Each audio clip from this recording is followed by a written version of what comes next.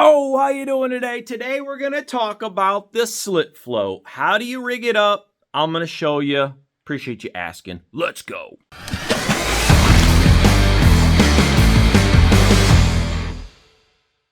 Okay, now with the slip float, there's a couple different methods that you can use. Now, this is a common acorn style slip float.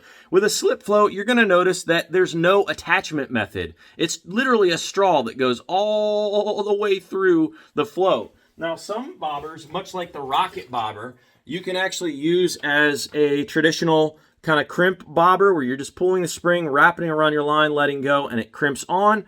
Or you can spin it 180 degrees and let it fall, and now it shows a little loop there. See that? So you can use this as a slip bobber as well. Now, what's a slip bobber? Why would you use a slip bobber over a traditional egg bobber or something like that? With a slip bobber, you can get a lot deeper with a shallower or a smaller size rod. What I mean by that is if you're casting a 7-foot rod on average, most of you have about a 6 or 7-foot rod. If you're casting that rod out and you want to get that bobber or that bait down from your bobber about 10 feet deep, now you have this huge line. If you're attaching a float on like this and you're trying to cast from shore or a boat, you're having to whip that 10-foot tag around just to get it out there. It's a bit of a challenge, you can see.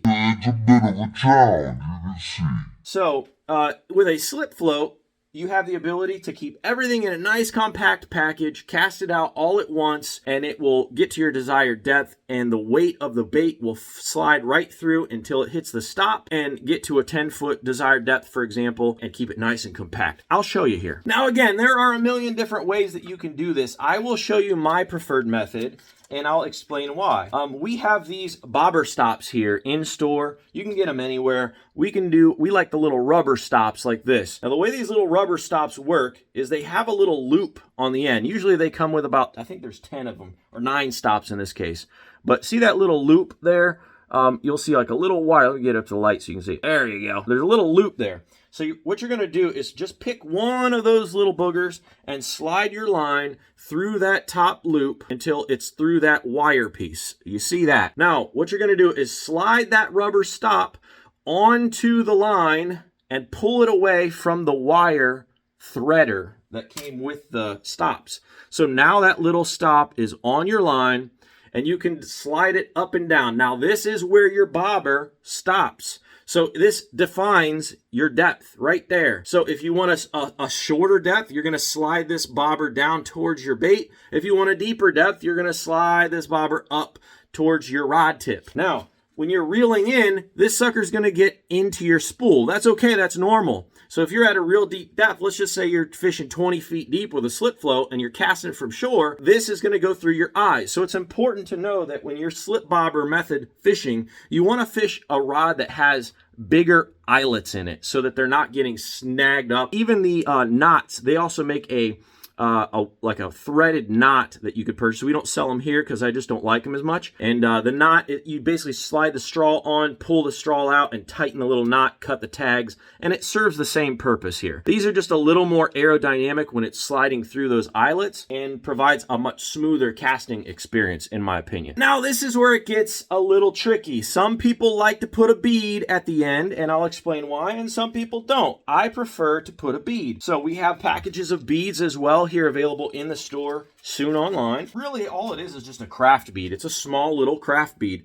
And all it does is it provides a little more girth, a little more substance, so that your little stop doesn't slide through the top of your straw or possibly wear down. It is a rubber piece after all, right?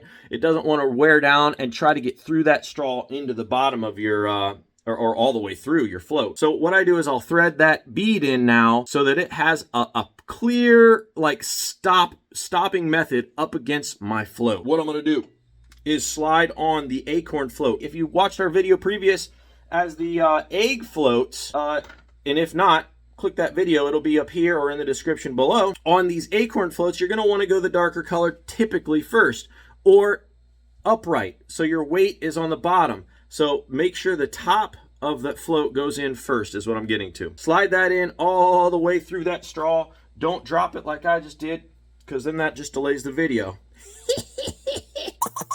I'm human, people. I'm human. All right, slide it through the straw here. Let's Try that again. Slide, slide, slide. Slide, slide, slide. Sliding, sliding, sliding, and it pokes out there. See that? So now you can define the depth to whatever you want. You have a clear stopping method with that bead. If you want to go deeper, you just take that little stop and slide it up towards your line. You tie your bait on there, and what's going to happen is now you have more control. If you notice when you cast, this is going to free slide. This is going to go down to your bait, and it'll be all one tight little package as you're casting it from shore or from the boat. Once it hits the water, the weight of that bait is going to flow through that slip bobber until it reaches that stop.